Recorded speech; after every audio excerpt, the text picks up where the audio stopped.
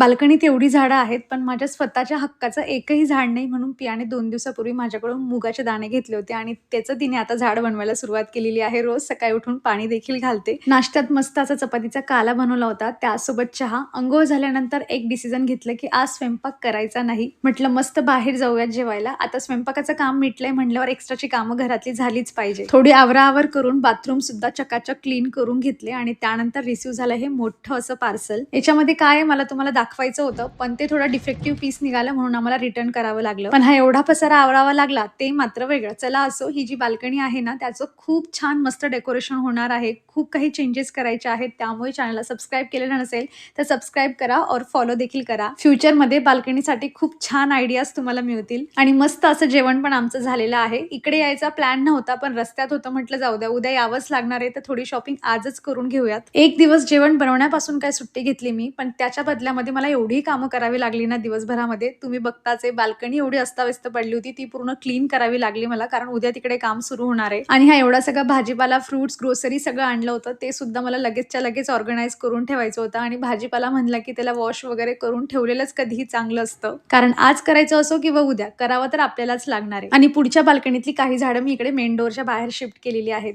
हा लुक कसा दिसतोय ना मला कमेंट मधून नक्कीच कळवा. चला मग भेटूयात नेक्स्ट व्हिडिओमध्ये. बाय.